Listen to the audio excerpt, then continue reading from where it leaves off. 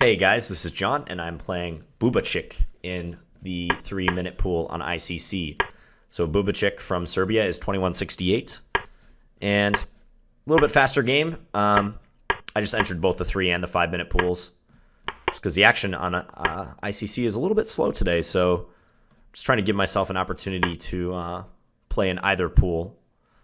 So I'm going knight a6, and I'm going to put the knight on c7, and then look for undermining attempts like e6 or b5. Kind of tempted to play e6 right here. I'm going to play a6, however, and maybe he'll play a5 to really discourage me from pushing the b pawn. This is an interesting setup that this guy has chosen, because you don't see like bishop g5 and queen d2 against this setup a lot. I guess I'll go here and harass the light square bishop. Ooh, I had knight takes e4. I did not even see that move. Just kind of instinctively reached for my rook. So now he's probably thinking like, oh, how do I defend everything? He probably has to take on f6 if he doesn't want me playing knight takes e4 next move, because, yeah, like bishop d3 would run into knight takes e4. Maybe could play queen e2. Queen e2 might not be that bad. So, okay, he opts for the capture on f6. Bishop d7, take on b2. All of these are good moves, I think. How about bishop d7? I like that. Just attacking the knight. That's a very awkward piece for him at the moment. So after he plays knight c3, which I think is forced, then I can play rook takes b2. That's what I'm thinking. He's not going to take on a6. Let's go bishop b5, shall we?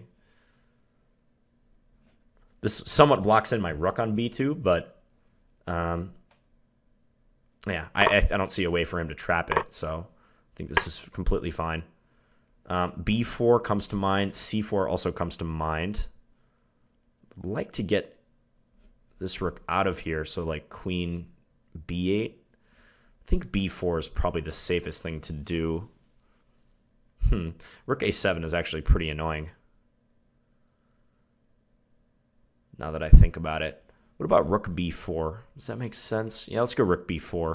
So at least now my bishop is hitting a1, so he can't double up so easily, and I'm blocking the queen from coming to a5. So I'm thinking like do this and then play rook a4, see if I can get him to trade. That would be great, because I would have a pass pawn here. I was about to say protected pass pawn, but it's not. It's not a protected pass pawn. I wonder if he can win this pawn. He can go bishop c2 or maybe queen d1 to start, try to force it forward. I do have rook a8 to protect it. Yeah, and if he wants to attack it again, he might have to lose the c3 pawn. Plays queen e2. I can just take on c3, right? There's nothing wrong with that. Yeah, hit his rook. If rook a3, I could play knight b5. Okay, so now let's just go a3. Looks good. Yeah, he's getting a little bit desperate at the moment. I think I'm just going to take... Maybe not. Yeah, let's take. Taking looks totally good. And then do this. And I'm hitting the rook on a2, in addition to offering a convenient queen trade. And if he trades queens and then plays bishop e4, I would have e6 in that position. Okay, queen d4 looks good. Just bullying him with a queen trade. He pretty much can never trade queens. Okay, I just gave him my a3 pawn for no good reason. He didn't take it. Queen c3, does that work? Queen c3, offer a trade. Yes, let's do it. Attack the bishop as well. And now maybe knight b4. Yeah, just making sure he doesn't have any like bishop takes f7, something or other. Okay, let's go here. The bishop's like basically trapped now. Does have bishop a4.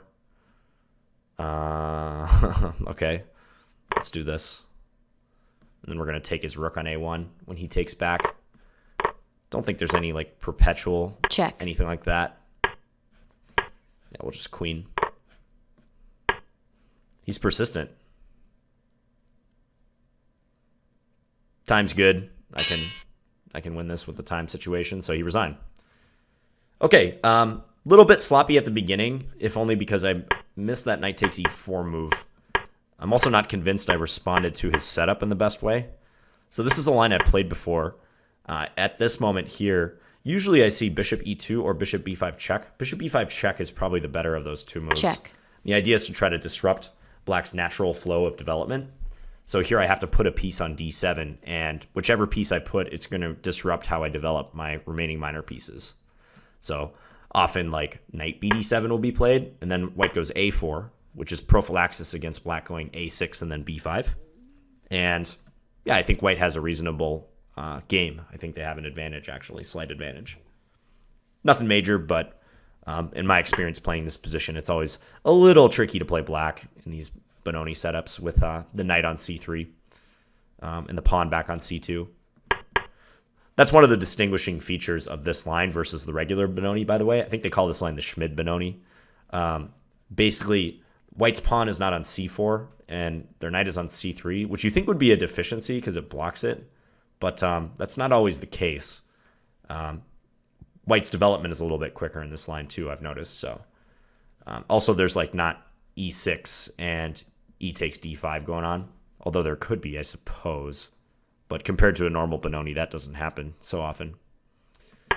Yeah, so he played h3. h3 is a good move just to restrict my light square bishop. Oftentimes in the Benoni, black will be looking to play bishop g4 and then take on f3 so that this knight can come to d7 and they don't have a piece blocked in. Again, the coordination issue. Yeah, I don't know if I have anything more aggressive. Like bishop g5, whenever I see early developments of the dark square bishop for white and d4 openings, like I'm always tempted to try to attack the b2 pawn. So I wonder if a move like queen b6 is not half bad here. Although it's pretty easy for him to defend, like rook b1 or something. So, not sure. Knight a6, queen d2. I brought my knight back to c7. So the benefit of doing this versus bringing the knight directly to d7 is that I keep open the d7 square for the bishop, maybe. Also, a lot of times black fianchettos the light square bishop too, for lack of a better square. And then rook b8 is preparing b5. Yep, and here after knight a4, we both spaced on the fact that black can play knight takes e4. We both spaced on that move for a single move. I still played a pretty good move, rook b4. Yeah, and after this, I think black has a clear advantage. I've got the two bishops, and also I'm winning a pawn. I wonder if I have anything better in this position right here. The engine likes bishop d7, says it's good. Attack the knight, force it back.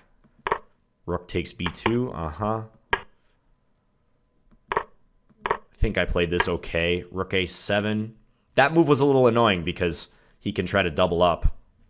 And he's almost using my rook on b2 as cover. Otherwise, the bishop would be influencing that square.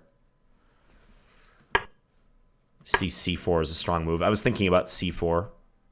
I was just a little hesitant to commit to c4 or b4 because I thought if I play b4, I didn't like that his bishop gains more scope. It does keep the queen out of a5, though. And c4, I was a little bit worried about like weakening the d4 square. So I chose a middle ground option in not moving those pawns at all for the moment, playing rook b4 instead. Yeah, I suppose rook b3 would also be very good. Attack the c3 pawn. That makes perfect sense.